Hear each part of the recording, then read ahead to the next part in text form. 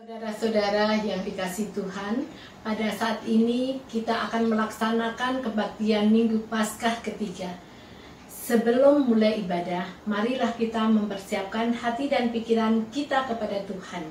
Kita mengambil saat teduh sejenak.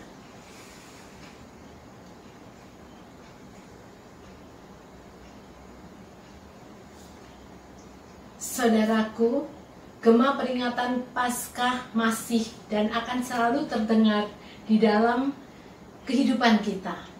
Paskah adalah tanda kemenangan kita atas maut dan dosa. Melalui kematian serta kebangkitan Kristus, Paskah adalah bentuk peneguhan akan hadirnya damai sejahtera di seluruh dunia. Dan Paskah adalah pendorong serta daya gerak bagi pembaruan hidup kita yang sejati. Mari saudaraku, bersyukurlah atas anugerah Allah dan diberikan pengorbanan putranya. Naikkan pujian dan sembah, serukanlah namanya.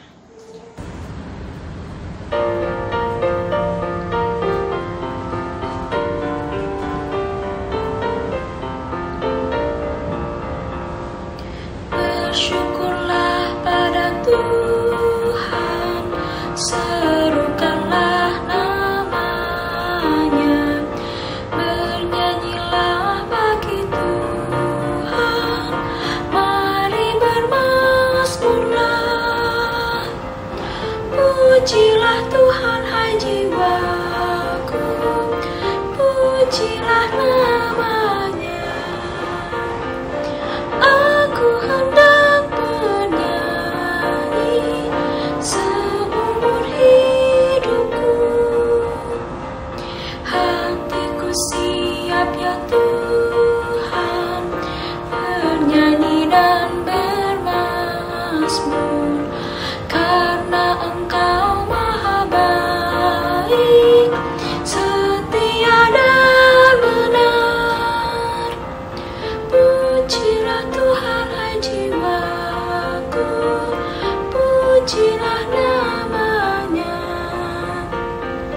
Aku hendak bernyanyi seumur hidupku.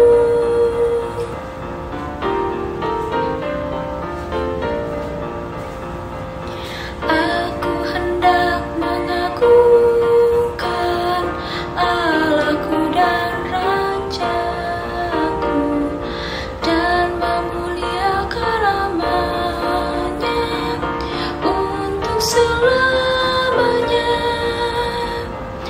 Pujilah Tuhan hai jiwaku, pujilah namanya.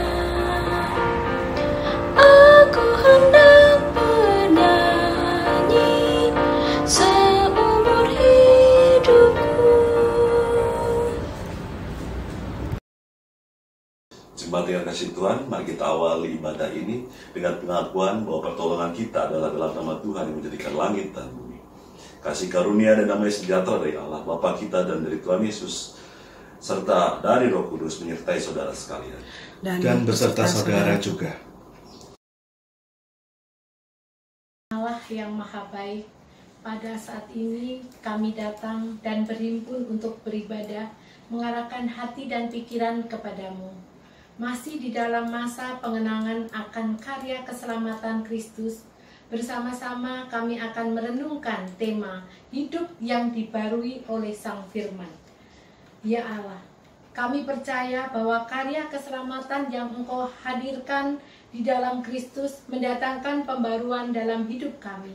Ajarilah kami untuk semakin memahami dan menghayati makna dari setiap karya-Mu. Kiranya Engkau berkenan juga untuk menolong kami dalam memperbarui pikiran, perasaan, dan perilaku kami.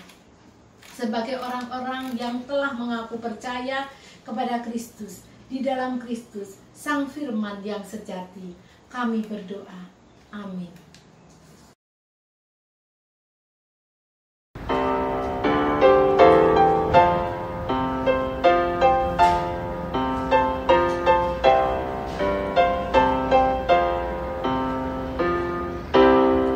Betapa indah harinya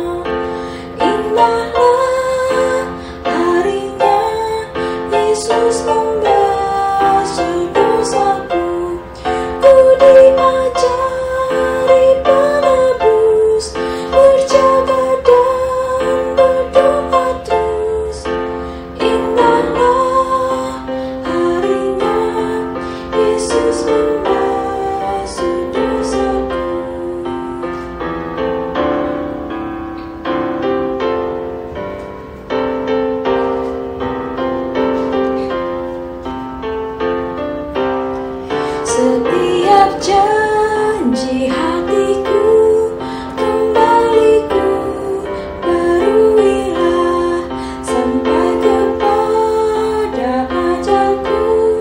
Ku puji pengasihannya, indahlah harinya Yesus membasuh dosaku.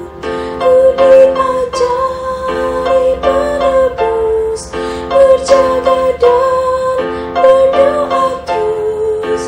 Indahlah harinya Yesus membasuh dosaku.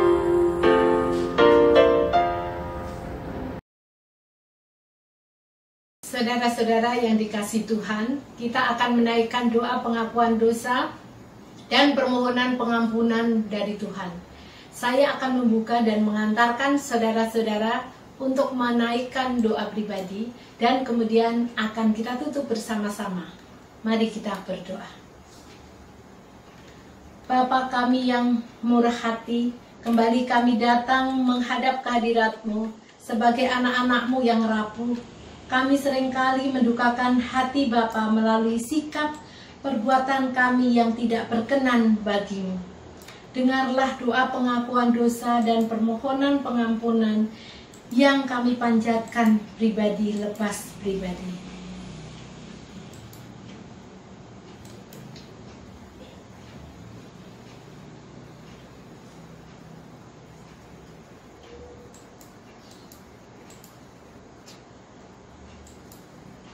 Bapa yang baik, demikianlah doa dan permohonan kami. Kiranya Engkau berkenan untuk mengampuni dan menyucikan hidup kami. Semoga di dalam rahmat-Mu, hidup kami senantiasa diperbarui dalam Kristus. Kami memohon. Amin. Anugerah terambil dari 1 Tesalonika 5 ayat 9 sampai 10. Karena Allah tidak menetapkan kita untuk ditimpa murka, tetapi untuk peroleh keselamatan oleh Yesus Kristus, Tuhan kita, yang sudah mati untuk kita, supaya entah kita berjaga-jaga, entah kita tidur, kita hidup bersama-sama dengan Dia. Demikianlah berita anugerah dari Tuhan. Syukur kepada Allah.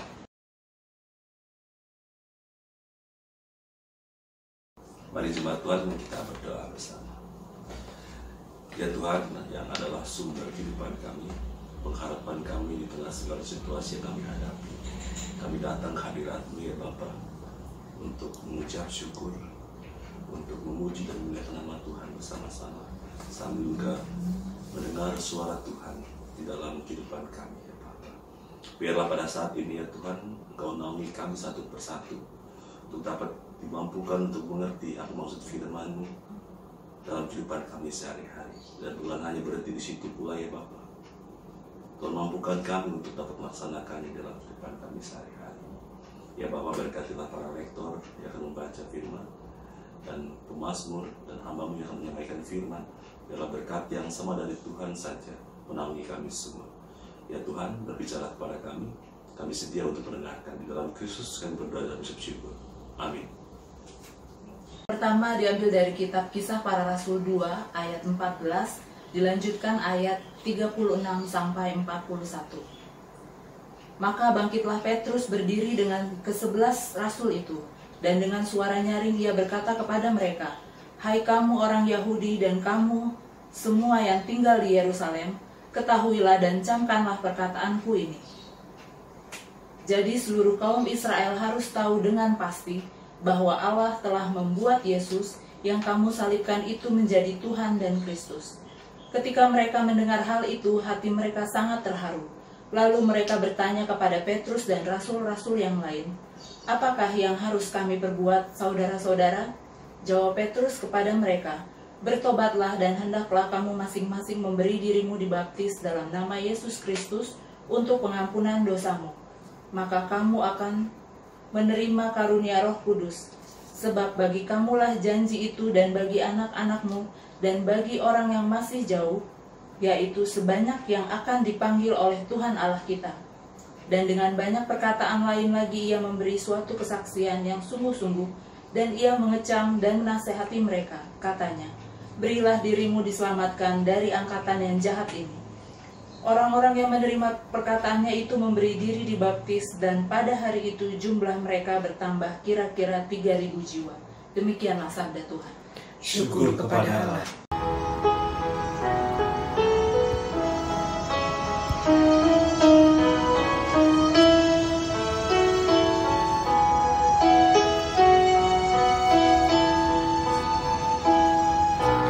Tuhan, bagaimanakah akan ku balas semua kebajikan-Mu kepadaku? Cawan keselamatan akan ku angkat tinggi, dan nama-Mu kan ku agungkan. Karena Tuhan mendengarkan permohonanku, ku serukan nama Tuhan sepanjang hidupku. Tali maut melilitku sesak hidupku, ku serukan nama Tuhan, Kau luputkanku.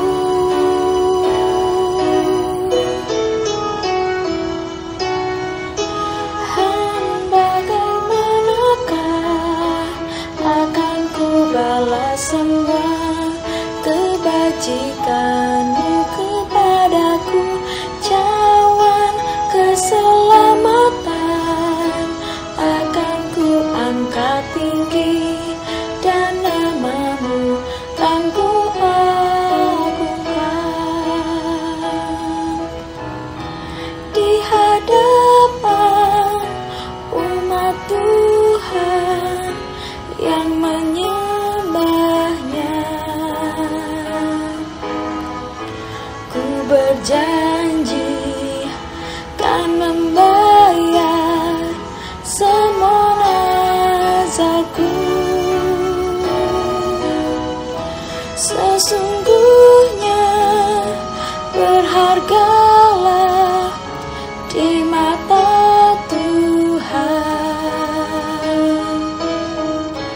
kematian semua orang yang dikasihinya.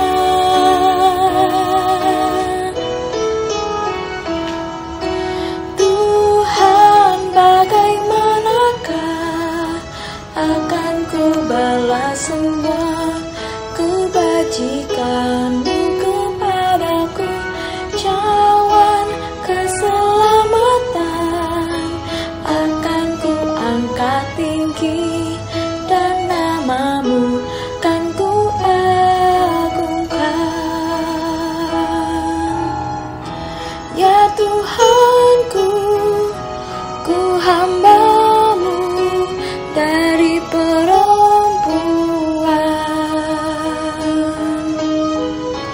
Engkau sudah membukakan semua ikatanku. Aku akan persembahkan korban syukurku, dan ku akan menyerukan nama-Mu ya Tuhan.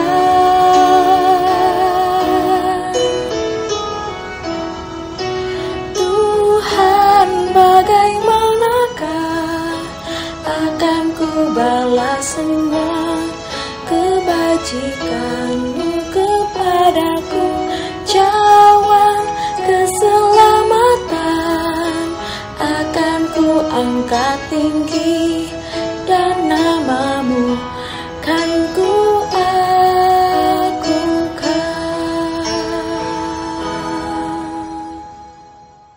kedua, 1 Petrus 1 ayat 17 sampai 23.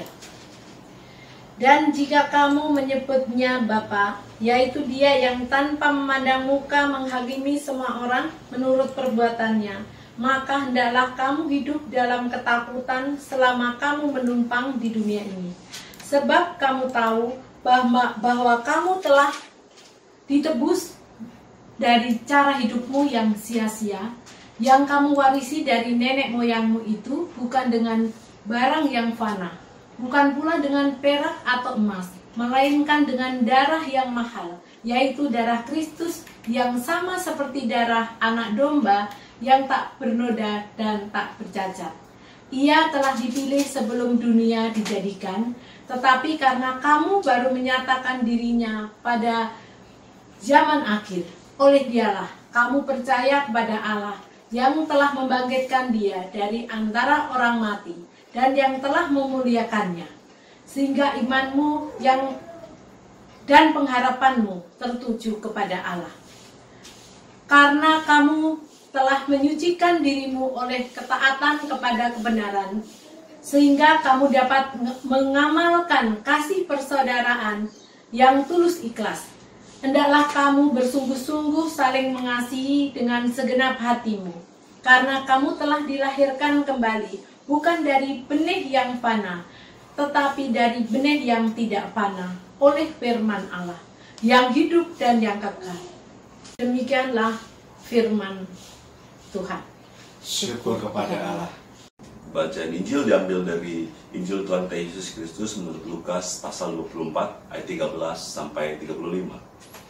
Pada hari itu juga 2 orang dari murid-murid Yesus pergi ke sebuah kampung bernama Emmaus yang terletak kira-kira 7 mil jauhnya dari Yerusalem. Dan mereka bercakap-cakap tentang segala sesuatu yang telah terjadi.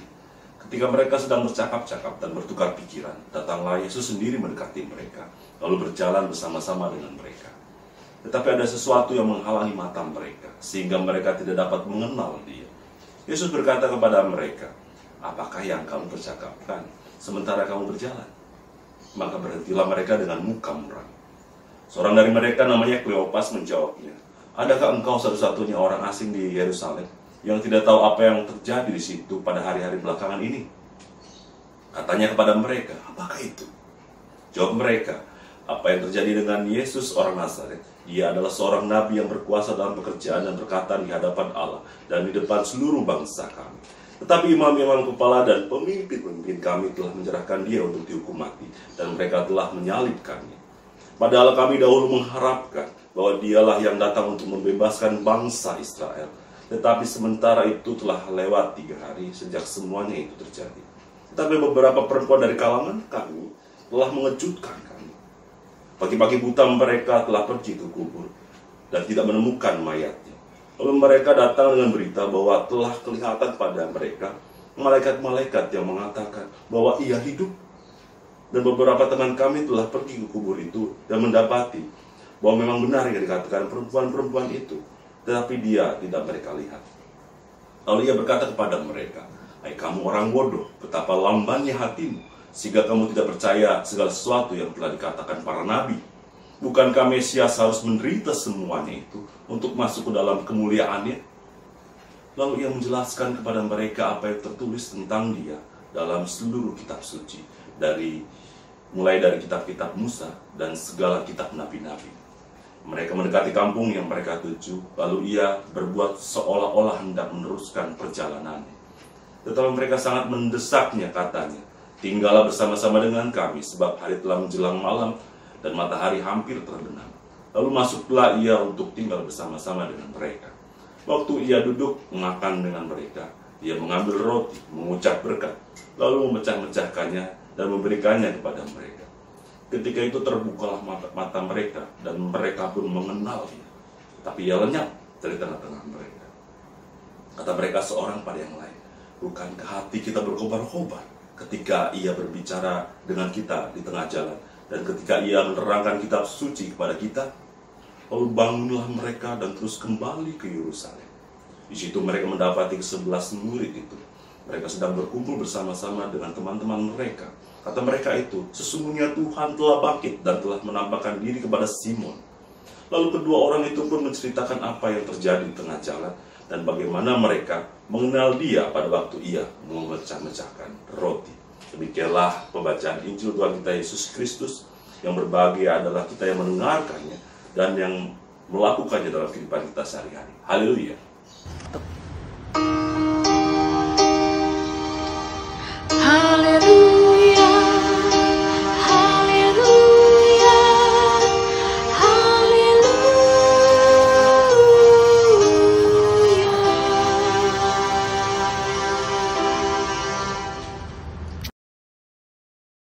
Saudara yang dikasihi Tuhan, apa kabar? Semoga di rumah semua baik-baik saja.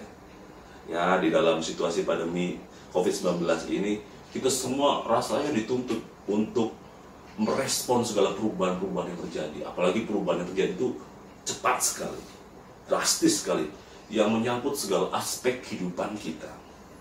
Apalagi setelah diterapkan PSBB di mana-mana.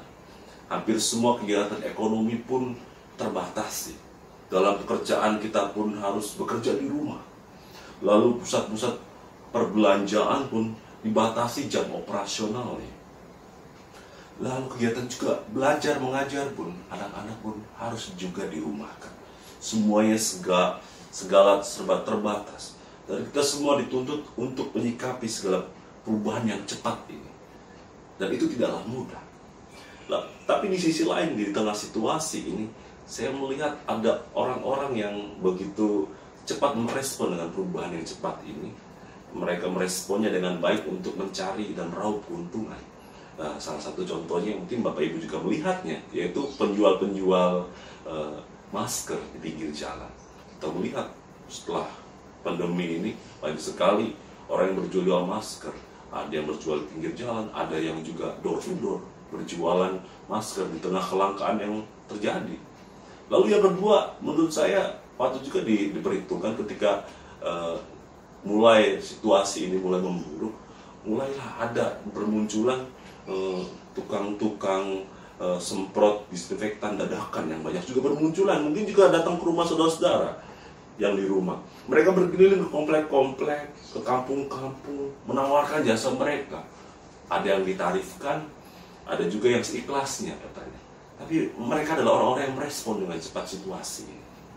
Namun demikian, Bapak Ibu yang dikasihi Tuhan, di tengah situasi ini, kalau kita boleh jujur, kita semua merasa lelah dan capek. Gitu kan. Orang sudah mulai bosan di rumah, aktivitas menjadi semuanya terbatas, lockdown di mana-mana, lockdown mandiri, jadi sehingga kita susah untuk mengakses jalan kemana-mana susah. Gitu. Apalagi yang dirasakan anak-anak, mereka sudah mulai rindu untuk sekolah. Ada beberapa anak-anak yang jujur menjawab, kenapa kalian rindu untuk sekolah lagi? Gitu kan.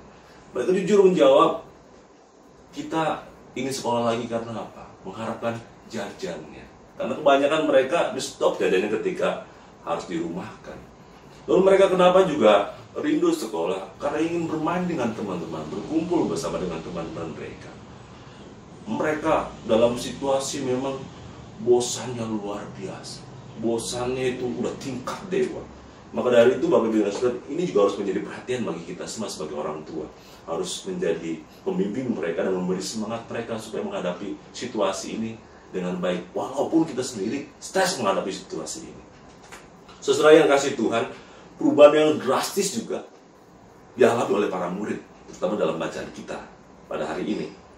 Respon awal para murid-murid pada umumnya adalah mengunci diri. Mereka lockdown secara mandiri di rumah masing-masing, mengunci diri di rumah. Karena mereka takut pemuka-pemuka agama Yahudi ikut menangkap mereka. Nah, dalam bacaan kita juga adalah respon dari para murid Yesus yang mereka saking ketakutannya, kegelisahannya, kehilangan harapan mereka. Mereka pun menjauhkan diri dari TKP, tempat kejadian perkara gitu kan, supaya jauh-jauh dari segala kemungkinan buruk yang terkait dengan penyaliban Yesus. Mereka juga takut ditangkap. Dalam situasi yang galau demikian, Yesus hadir menyapa mereka dengan cara yang unik.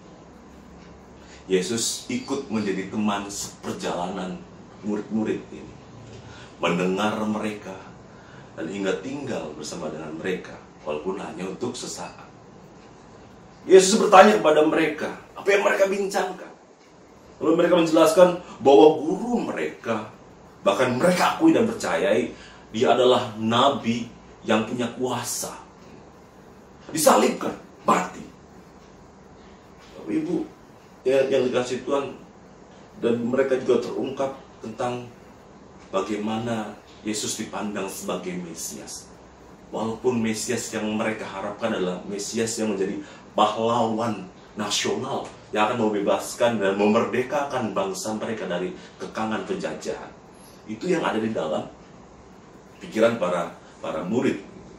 Maka dari itu, pada saat itu Tuhan Yesus hendak meluruskan, membenahi alam pikiran mereka, pemahaman mereka tentang siapa Mesias. Yesus menegurnya dengan keras. Hai kamu orang bodoh, bukankah para nabi mengatakan bahwa Mesias harus menderita? Tegur keras. Namun rasanya bagi para murid, mereka itu sulit untuk mempercayai perkataan para nabi. Walaupun di kitab suci mereka tahu perkataan para nabi seperti itu, mereka rupanya memiliki pemahaman sendiri tentang siapa itu Mesias. Mereka seolah tidak ingin perkataan para nabi itu mengacaukan gambaran mereka tentang siapa Mesias. Jadi itulah yang harus terjadi di dalam kehidupan mereka. Mesias itu harus seperti itu, menjadi pahlawan nasional. Itu yang harus diluluskan Yesus. Maka Yesus ini hendak membarui pemahaman mereka tentang Mesias yang secara utuh, bahwa Mesias harus mati dan memperoleh kemuliaan. Bukan hanya berhenti di situ, Bapak Ibu yang kasih Tuhan, mereka juga merasa tersentuh dengan sikap Yesus yang sudi singgah bersama dengan mereka, bahkan melayani dalam perjamuan makan. Di situ hati mereka tersentuh. Pada saat itu juga mata iman mereka terbuka. Berbeda pada awal yang sebelumnya dalam perjalanan, seolah-olah mereka tidak mengenali Yesus. Namun dalam pelayanan yang Yesus berikan, dan itu menyentuh hati mereka, mata hati mereka terbuka, mata iman mereka terbuka. Mereka baru sadar bahwa itu adalah Yesus. Perjumpaan dengan Kristus Sang Firman menghidupkan kembali mereka, membuka mata hati mereka. Dan dikatakan di sana, hati mereka berkobar-kobar ketika Yesus juga menjelaskan tentang isi dari firman Tuhan, isi tentang kitab suci. Jadi Bapak Ibu, hati mereka dibukakan, hati mereka dibarui. Lalu Yesus lenyap pada saat itu. Namun perjumpaan itu membangun iman mereka, membakar semangat mereka, menggerakkan mereka untuk kembali ke tujuan awal, yaitu mengabarkan berita suka karena guru nabi Tuhan mereka telah bangkit. Walaupun mereka harus kembali lagi ke Yerusalem yang harus menempuh jarak 7 mil jauhnya. Ini ada dorongan untuk bergerak, untuk bertindak, untuk mengabarkan kesaksian kepada orang lain. Jadi Bapak Ibu yang kasih Tuhan, secara holistik, secara keseluruhan, Yesus membarui para murid. Bukan hanya soal pemahaman, bukan hanya soal hati, namun juga memampukan untuk bertindak, untuk ke depan, untuk mewartakan kabar kebenaran. Tentu Bapak Ibu yang kasih Tuhan, pandemi COVID-19 ini juga menuntut kita harus merespon cepat perubahan yang cepat yang ada dalam bencana ini, supaya juga bencana ini cepat berlalu. Nah, perubahan itu memang mau nggak mau membuat kita tidak nyaman, karena banyak sekali hal-hal yang biasa kita lakukan menjadi di luar kebiasaan. Itu tidak mengenakan dan memang kurang nyaman buat kita, dan serba terbatas gitu. Kegiatan keagamaan pun juga harus serba terbatas, menjadi ibadah serba online. Lalu pertanyaannya Bapak Ibu yang kasih Tuhan, apa kita merasa nyaman? Tentu kalau boleh jujur, tidak seperti ibadah pada umumnya, tidak biasa, tidak nyaman. Namun demikian Bapak Ibu yang kasih Tuhan, mari kita renungkan bersama. Mari kita juga kritis hati kita masing pribadi, kita lepas pribadi. Apakah ibadah kita itu benar-benar ya selama itu lakukan dan benar-benar untuk Tuhan? Apakah hubungan kita dengan Tuhan sudah terjalin sebagai rupa dengan baik? Rasanya Bapak Ibu yang kasih Tuhan, gagal pahamnya para murid Yesus juga mewakili gagal pahamnya kita tentang memandang dan berhubungan beribadah kepada Tuhan. Jangan-jangan ibadah kita selama ini layaknya anak-anak yang rindu sekolah di tengah situasi COVID ini. Kita ibadah oleh karena kita ingin berkumpul, bertemu, ngobrol. Bahkan yang lebih parahnya, kita mau ngejuli, ngerumpi, ngegosip. Bukan bertujuan untuk bertemu dengan Tuhan. Atau kita beribadah ke gereja supaya kita pun dapat jajan. Jajan dalam artian mendapat berkat dari Tuhan. Apakah itu tujuan kita ibadah? Tentu bukan. Atau mungkin kita bergereja atau beribadah karena sebuah kebiasaan yang dilakukan setiap hari Minggu. Setiap hari Minggu ya memang harus ibadah. Jadi ketika situasi ini terjadi, rasanya responnya biasa saja. Bahkan senang kalau tidak bergereja, tidak beribadah. Bapak Ibu, kalau kita pikir dan kita resapi, seolah-olah situasi ini menjadi proses seleksi alam yang Tuhan izinkan kepada kita untuk mencari kita semua.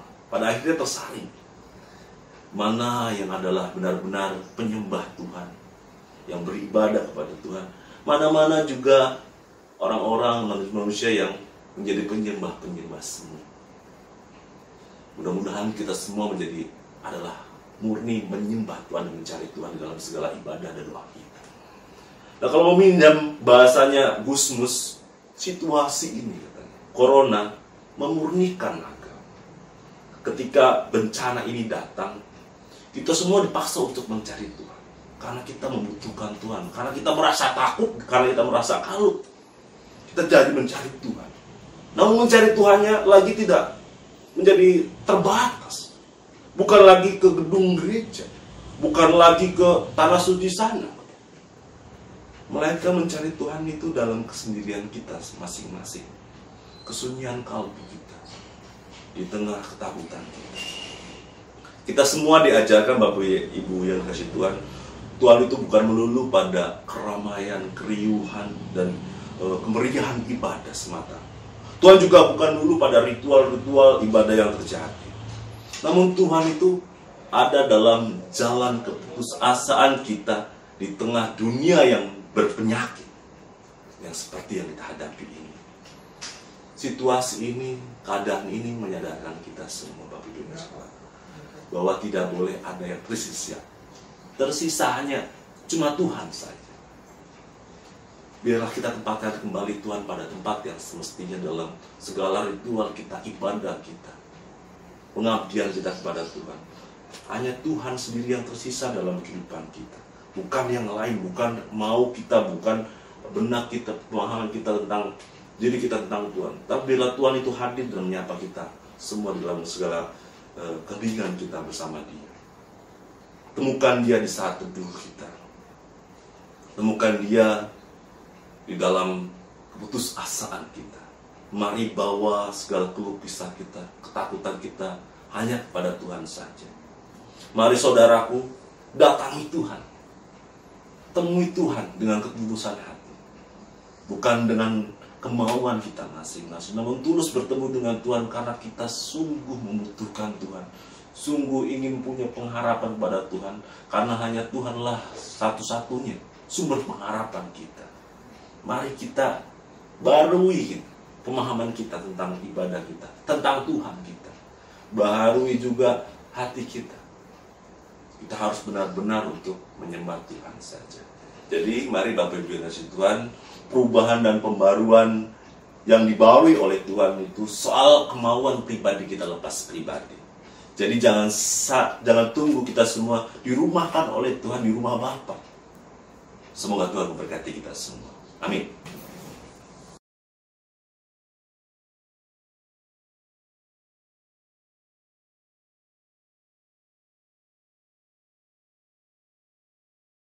Marilah kita memperbarui pengakuan iman percaya kita dengan menyatakan pengakuan iman rasuli bersama-sama.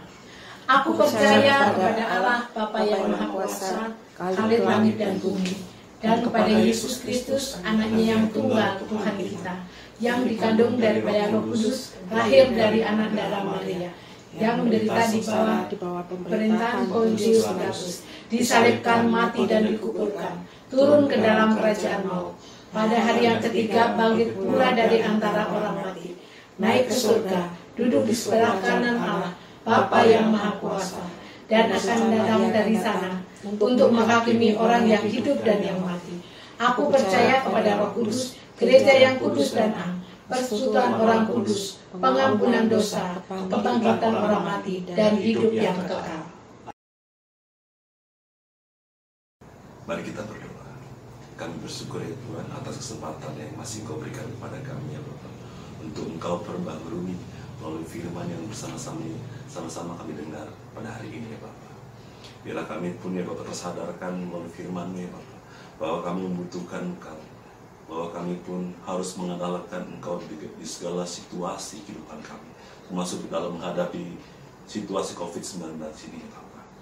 Ya Bapak, biarlah kami pun selalu kuat di dalam menjalani ini, selalu bergantung hanya pada Tuhan. Karena segala situasi yang kami hadapi, di tengah ketidakpastian pekerjaan yang mulai ada, di tengah ketidakpastian juga tentang penghasilan yang sangat mengganggu pikiran kami ya Bapak. Tolonglah kami Tuhan, berikan kami kekuatan. Berkatilah juga para medis dan mereka juga yang terdampak ya Bapak. Berilah mereka keringanan ya Bapak, untuk dapat menjalani ini ya Tuhan. Dan jika Engkau berkenan ya Bapak, usaikanlah semua ini ya Bapak. Hilangkanlah pandemi ini ya Bapak, supaya kami pun menjadi aman dan tentram, kembali lagi kepada kehidupan yang semula. Ya Bapak, kami juga hendak berdoa untuk gereja-gereja-Mu yang juga berjuang ya Bapak, untuk menguatkan iman umat Tuhan di tempat ini ya Bapak, maupun di tempat dimanapun mereka berada ya Bapak. Biarlah Tuhan memberkati mereka, memberkati gereja-gereja terus berjuang dan memberikan penguatan iman kepada anak-anak Tuhan. Ya Bapak, inilah doa dan permohonan kami yang kami alaskan dalam satu nama yang kami percaya diimani sebagai juru selamat kami yang hidup, yang telah mengajarkan kami berdoa. Bapa kami yang di surga, dikuduskanlah nama-Mu, datanglah kerajaan-Mu, jadilah kehendak-Mu di bumi seperti di surga. Berikanlah kami pada hari ini makanan kami yang secukupnya, dan ampunilah kami akan kesalahan kami, seperti kami juga mengampuni orang yang salah kepada kami. Dan janganlah bawa kami dalam pencobaan, tapi lepaskanlah kami daripada yang jahat. Karena Engkau-lah yang kerajaan dan kuasa dan kemuliaan sampai selama-lamanya. Amin.